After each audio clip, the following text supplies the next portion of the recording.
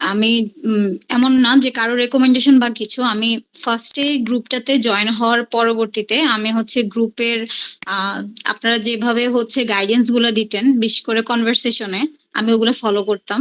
সাথে হচ্ছে যখন দেখতাম যে ফ্রি মক সেশন গুলো হচ্ছে, সেখানে জয়েন দিয়ে সবার কোশ্চেন প্যাটার্নটা আসলে কি হয় ওইটা নিয়ে আমার কোনো ধরনের আইডিয়া ছিল না।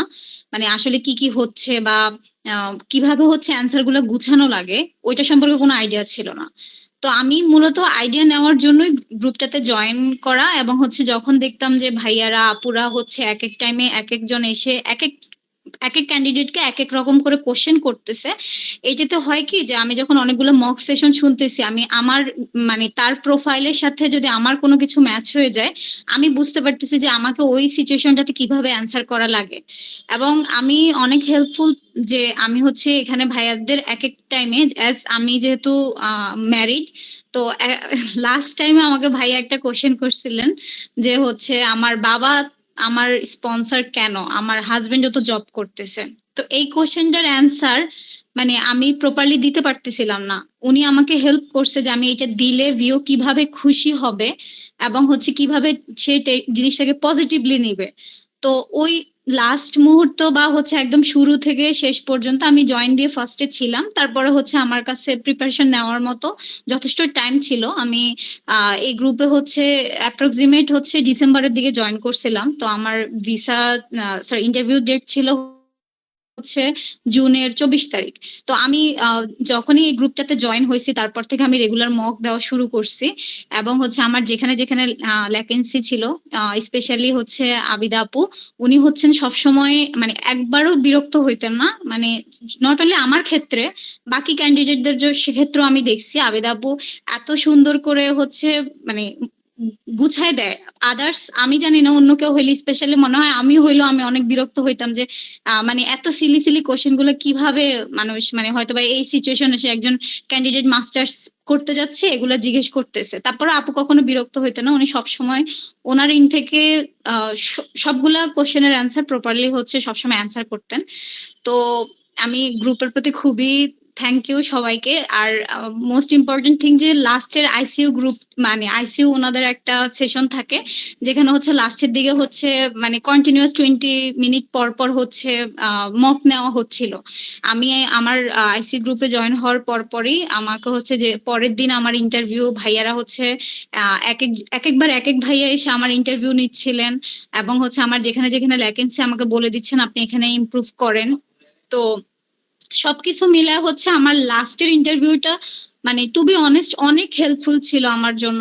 মানে আমি শুরুতে তো রেগুলার মক দিতামই, এর বাহিরেও হচ্ছে লাস্টে যখন মানে হয় কি যে এক একজন ভিসা অফিসার এক এক টাইপস এর হচ্ছে কোশ্চেন করে, তো ওনাদের তো সেই নলেজটা আছে, ওনারা হচ্ছেন আমাকে সে অনুযায়ী কোশ্চেন করতেছিল, যেটা আমি লাস্টে বুঝতে পারতেছিলাম যে যখন আমি একটা আননোন কোশ্চেনের সাথে সম্মুখীন হব ওইটা আমি কিভাবে ওভারকাম করতে পারি ওই জিনিসটা।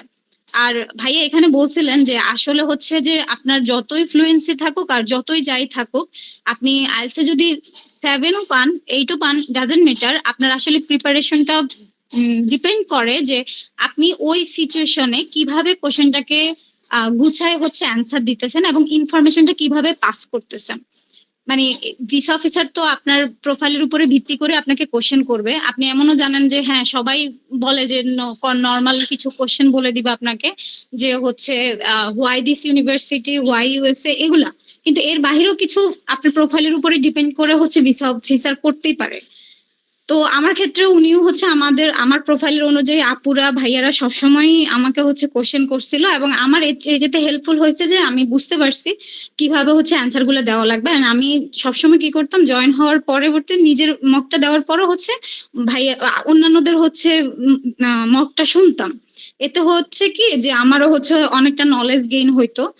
তো আমি শুরু করি আমার যেদিন কি বলে, আচ্ছা তার আগের দিন বলি, আইসিইউ গ্রুপের কথাই বলি। আমি হচ্ছে ওই দিন কন্টিনিউয়াস মক দিচ্ছিলাম। টু বি অনেস্ট আমি এত পরিমাণ মক দিছি, এত পরিমাণ মক দিছি, আমি আমার নিজের কাছেও অনেক মক দিছি, আয়নার সামনেও দিছি, ভাইয়াদের সামনেও দিছি। আমি লাস্টের দিকে আমি হচ্ছে একদম নার্ভাস হয়ে গেছিলাম। আমি যখন লাস্ট মকটা দেই তখন আমি অনেক নার্ভাস ছিলাম। এমন আমি আমার মুখ দিয়ে কথা বের হচ্ছিল না, এরকম একটা অবস্থা। তারপরে হচ্ছে আমি রাতের বেলায় অ্যাপ্রক্সিমেট হচ্ছে আমি 12টা বাজে শুয়ে গেছি। তো আমার হচ্ছে টেনশন হচ্ছে, ঘুম আসতেছিল না। আমি হচ্ছে রাতের সম্ভবত হচ্ছে তাহাজ্জুদের নামাজ পড়ছি, যখন আমার ঘুম আসতেছিল না দেখতেছিলাম আমি নামাজ পড়ছি, নামাজ পড়ে আমি ঘুমাইছি। সকাল আমি একদম 6টা বাজে উঠছি। আর আমি শুরুতে বলে দিই আমার ইন্টারভিউটা ছিল হচ্ছে 10টা 45-এ। আমি হচ্ছে 10টা 45-এর দিকে আমি অপেক্ষা করি নাই। আমার জাস্ট টেন্ডেন্সি ছিল আমি অ্যাজ সুন অ্যাজ পসিবল আমি ওখানে রিচ করব। যদি আমাকে ঢুকতে দেয় তা আমি ঢুকে যাব। তা আমি 7টা 15-তে আমি বাসা থেকে বের হয়েছি। বাসা থেকে বের হওয়ার পরে হচ্ছে ওইখানে রিচ করলাম। ওখানে দেখলাম যে যাদের হচ্ছে একদম শুরু থেকে, যাদের একদম যে 8টা বাজে বা হচ্ছে 8টা 20-এ যাদের এরকম ইন্টারভিউ ডেট, তাদেরকে হচ্ছে আগে যেতে দিচ্ছিল। তো তারা আগে চলে গেছেন এবং হচ্ছে যখন ওনাদের পৌঁছানো শেষ, এবার হচ্ছে 9টার পরে 10টা এরকম করে আমাকেও পাস করলো। পাস করার পরে প্রথম যেটা ছিল, প্রথমে হচ্ছে আমাদের একটা চেকিং ছিল যে আসলে আমি একজন ভ্যালিড ক্যান্ডিডেট কিনা। আমার পাসপোর্ট আর হচ্ছে পাসপোর্টটা চেক করছে, আর হচ্ছে আমার কনফার্মেশন ইয়াটা চেক করলো, করে আমাকে হচ্ছে ভিতরে যেতে দিল। এরপরে হচ্ছে সেকেন্ড ধাপে হচ্ছে আমার ডকুমেন্ট গুলা, মানে ডকুমেন্ট সাথে হচ্ছে আমার সিকিউরিটি চেকিংটা ছিল। সিকিউরিটি চেকিং এর পরবর্তী ধাপে হচ্ছে আমার পাসপোর্টের মধ্যে ওনারা স্টিকার লাগাইছেন, লাগানোর পরে হচ্ছে আমাকে ওয়েটিং সেশনে দিছেন, মানে আমরা হচ্ছে আস্তে আস্তে যেখানে ইন্টারভিউ হচ্ছে সেখানে যাব। তো আমি এই সিচুয়েশনটা দেখবেন, আমি সকাল থেকে আমার মনে আছে ভাই আমাকে লাস্ট টাইম একটা কথা বলছিল যে হচ্ছে ভিসা অফিসাররা আপনাদের জন্য বসে আছে আপনার ভিসা দেওয়ার জন্য। ওনার আপনার রিজেক্ট করার জন্য বসে নাই, তো ভিসা দেওয়ার জন্য আপনাকে জাস্ট সেটাকে নিয়ে আসতে হবে। তো ওই কথাটা আমার তখন হচ্ছে মাথায় ছিল, মানে মাথায় বারবার মনে পড়তেছিল যে হ্যাঁ, ওনারা তো আসলে বসে আছে, আমি এত নার্ভাস হয়েও লাভ নেই। আর আমার সকাল থেকে কোনো ধরনের নার্ভাসনেস বা কোনো ধরনের টেনশনও হচ্ছিল না। আমার শুধু ওই কথাটাই মনে আছে যে আমাকে আসলে ভিসা অফিসাররা দেওয়ার জন্যই বসে আছে, আমি যে সেটাকে নিয়ে আসতে হবে। তো আমি বসেছিলাম অনেকক্ষণ ওয়েটিং এর পরে আমাকে হচ্ছে রুমে আমি গেলাম। রুমে যাওয়ার পরে আমাকে হচ্ছে 1 নাম্বার কাউন্টারে, যেখানে হচ্ছে আমার পাসপোর্টটা চেক করা হয়েছে আর হচ্ছে আমার ডিএসএ। আমি এখানে একটু ইনফরমেশন আপডেট দিই আপনাদের, যাদের হচ্ছে ডিএসটা আপনারা আপডেট করবেন। আমি হচ্ছে আমার ডিএসটা আপডেট করছিলাম। ডিএস হচ্ছে আমি যাদের অ্যাডিশনাল মানুষজন ছিল তাদের হচ্ছে মানে অ্যাডিশনাল 2জন হচ্ছে ইনফরমেশন দেওয়া লাগে, 2জন পার্সনের। তো আমি যাদের দিছিলাম তাদের হচ্ছে 2জনেরই মোবাইল নাম্বারের শেষে লাস্ট ডিজিটটা হচ্ছে আমি দেওয়ার পরে হচ্ছে ওইটা হয় নাই আমি, কারণ +8 অ্যাড করার কারণে। তো যখন এটা আমি নোটিস করছিলাম তখন হচ্ছে আমি নাম্বারটা হচ্ছে আপডেট করে দিছি। আর হচ্ছে আমার লিঙ্কডইনের প্রোফাইলের ইউআরএলটা অনেক বড় ছিল, আমি হচ্ছে ওইটাকে শর্ট করে আমার নামের মতো করে অ্যাডজাস্ট করে দেন হচ্ছে আমি ওইটাকে আপডেট করে দিছি। তো আমাকে ওইখানে জিজ্ঞেস করছিল আপনি ডিএসটা কেন আপডেট করছেন। আপনারা অবশ্যই ইনশিওর থাকবেন যে আপনাদের ডিএস এ কি কি আপনারা আপডেট করতেছেন। নিজের ডিএস 160 ফর্মটা যদি আপনারা আপডেট করেন অবশ্যই নিজেই করবেন, এবং হচ্ছে কি কি করতেছেন সেটা মাথায় রাখবেন। উনি আমাকে জিজ্ঞেস করছিল যে আপনি যে মোবাইল নাম্বার দুইটা যে চেঞ্জ করছেন সেই মোবাইল নাম্বারটা কি ছিল বলতে পারবেন। আমি বলছি যে যেহেতু এটা আমার মোবাইল নাম্বার না, ওনাদের হচ্ছে মোবাইল নাম্বারটা ছিল, আমার মনে আছে একজনের হচ্ছে আমি লাস্টের ডিজিটটা ছিল 6 ডিজিট, 6 ছিল, আর আরেকজনেরটা আমি স্পেসিফিক ভাবে বলতে পারি না। সো বি শিওর আপনারা যাতে ওই জিনিসটা মাথায় রাখেন যে কি কি চেঞ্জ করতেছেন। দেন ওখান থেকে আমাকে ফিঙ্গার প্রিন্ট মানে ফিঙ্গার দেওয়ার জন্য আমি 6 নাম্বার কাউন্টারে গেছি।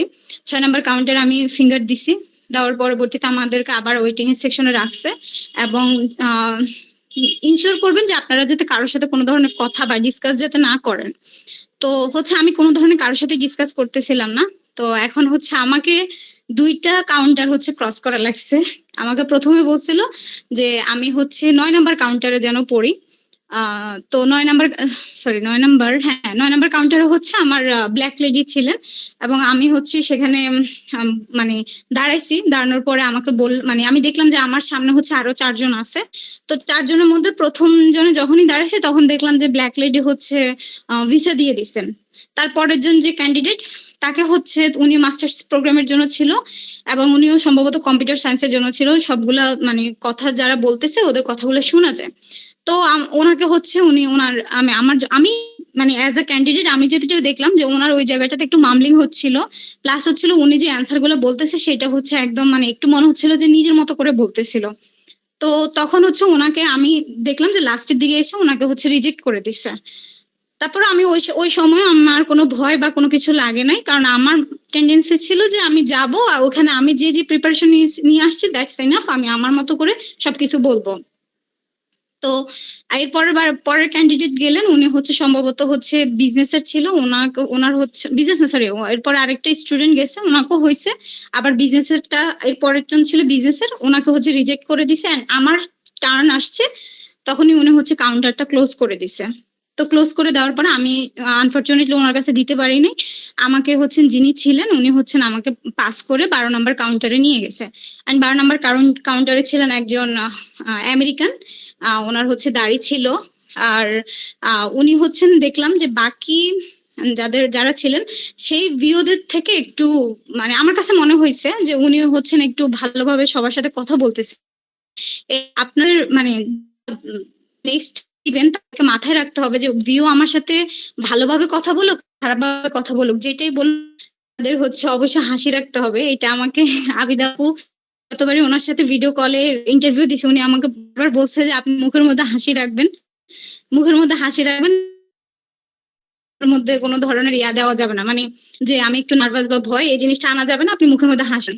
তো যখন আমার টার্ন আসলো, আমার টার্ন আসার পরে আমি সাথে সাথে গেলাম, গিয়ে হচ্ছে ভিসা অফিসারকে বললাম যে good morning officer, how are you doing today. উনিও আমাকে দেখলাম যে খুবই ওয়েলকামিং ওয়েতে উনি আমাকে বললেন যে গুড মর্নিং। তারপরে আমাকে বললো যে প্লিজ পাস মি ওর I-20 এন্ড পাসপোর্ট। তো আমি I-20 এন্ড পাসপোর্টটা পাস করছি।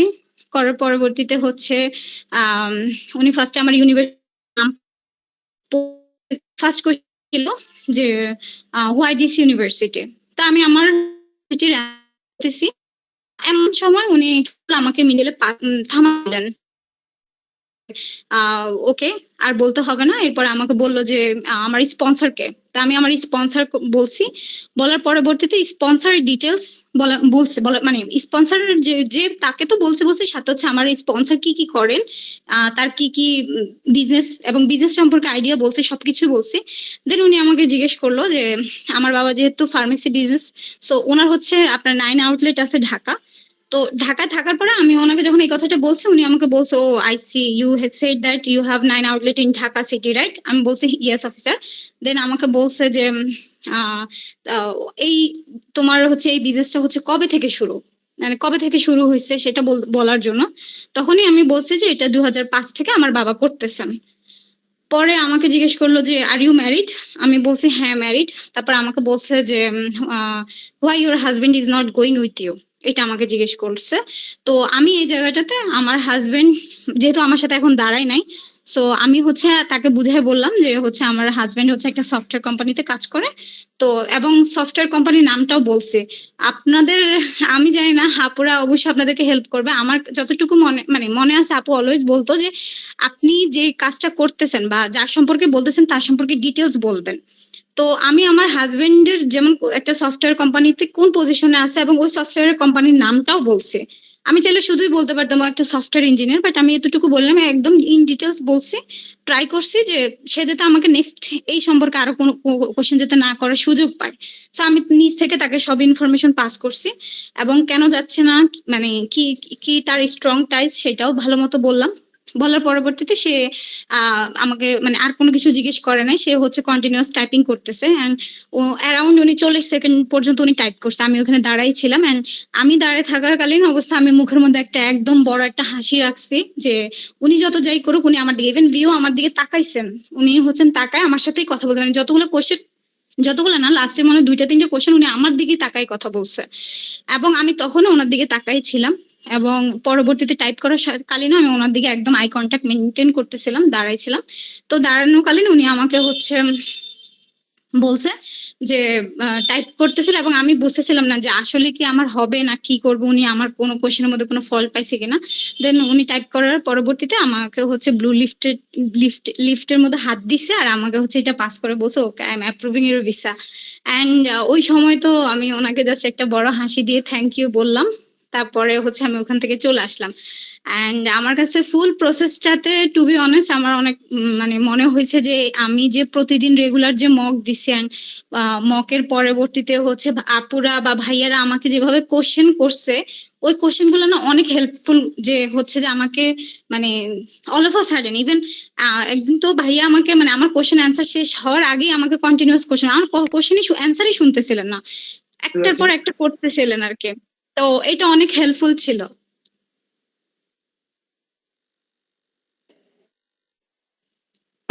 পয়সা উসুল।